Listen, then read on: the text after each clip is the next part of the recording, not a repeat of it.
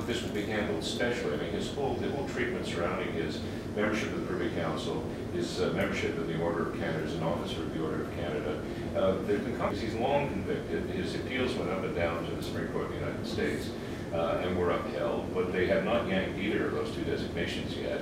What's the chance that he would be getting special treatment? I think you know, in a procedural from a procedural perspective, it could be the case that his case will be, typically when you file an application for a temporary resident permit, it goes through the Canadian consulate. It could take 8 to 12 months for processing. It's a long time. If Mr. Black files his application at the Canadian consulate, it is possible that the turnaround time for his application could be a little bit on the expedited, given who's applying. So I think that is a likely possibility. Whether or not it will be approved, you know, as I said, I think it will be. I don't think he will bypass the red tape in the sense that there is no procedure in law where he can just go to the Minister of Immigration and say, "Hi, can I come back to Canada?" There's just no, that won't happen. I just don't think that can't happen. He's going to have to go through the regular channels. But as I said, the processing may be a little bit quicker for him. Well, we have reason to believe that he expects to be in Toronto at least by about the 15th of May. If he gets out of jail on the 10th or the 5th of May, that's like 10 days later. Right.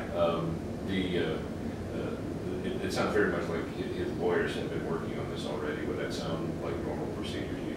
Well, if it's filed through the consulate, not at all. I mean, as I said, it could be 8 to 12 months for processing. And even if he gets preferential treatment in terms of the processing time, I can't imagine it being adjudicated within 10 days at a Canadian consulate. I think that would be, there may be a political outcry or that his application is just being, you know, bumped up in the queue in a too extreme way. I think likely, if he wants to enter Canada in May, he's going to have to apply for the temporary resident permit at the port of entry, right at the border, and that's an option for anybody, or at least for anyone coming in through the U.S. So if he's applying for a temporary resident permit at the border, he can get the approval right then and there.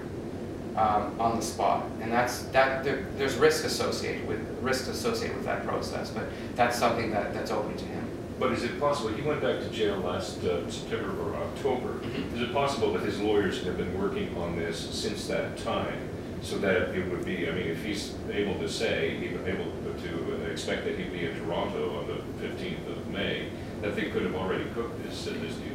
Well, they could have filed the application in advance. However, still in jail. He's still not eligible for entry to Canada because he's physically in jail, apparently, as far as we know. So I would be surprised if his lawyers filed the application prior to him being released. I just think that is a bit of a procedural for that to happen. Generally speaking, when you make an application for entry to Canada, you have to be eligible for entry, and you can't be eligible for entry if you're incarcerated. So yes, they certainly could have prepared the application while he's in prison, but to file it, I think they're going to have to wait until he's out of prison. And again, if he wants to enter Canada in May or shortly after being released, likely he's going to have to appear at the port of entry and make his case then and there. Notice that the port of entry would be like Sarnia or Detroit or any one of these places, or at the airport? At the airport is fine. I mean, any we call it Class A port of entry, any port of entry that takes TRPs and adjudicates them. So any of the major port of entries, like you say, Sarnia, the Rainbow Bridge, or the airport is definitely an option. I'm intrigued by what you said, that he has to be eligible to come, or he has to be available to come to Canada before the application can be made. So in other words, he's got to be out of jail before the application can be made. Right.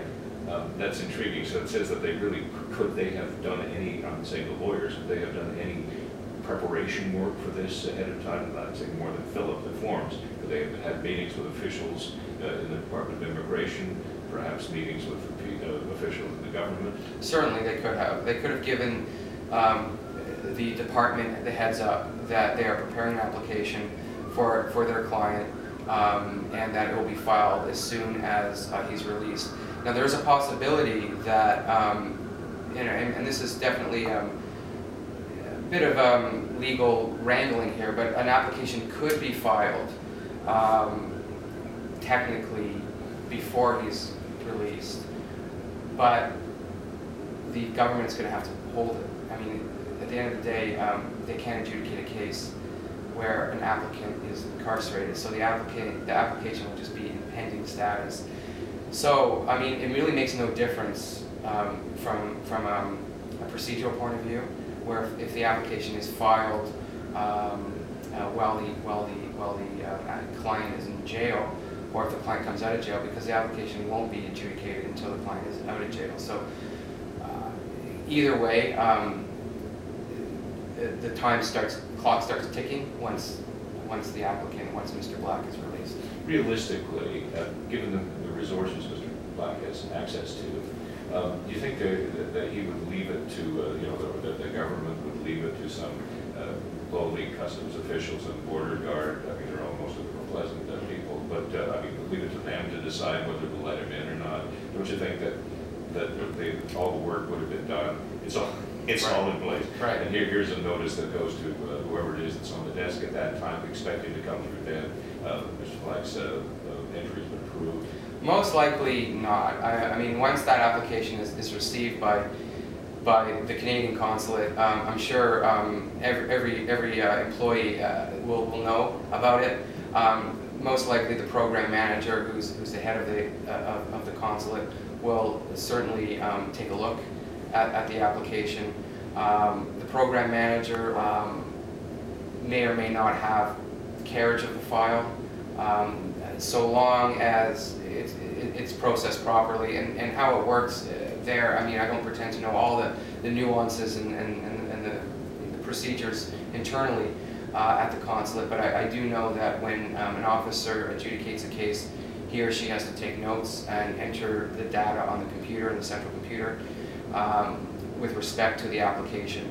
The senior officers, or let's say the program manager, is not permitted, it's a legal term, to fetter the discretion of the officer who adjudicates the case. So the idea is this, that the program manager certainly could review the officer's decision, but can't impose his or her will on how the outcome. But in practical terms, I'm sure the powers that be at the consulate and in Ottawa are going to be aware of what's going on. Sure, would be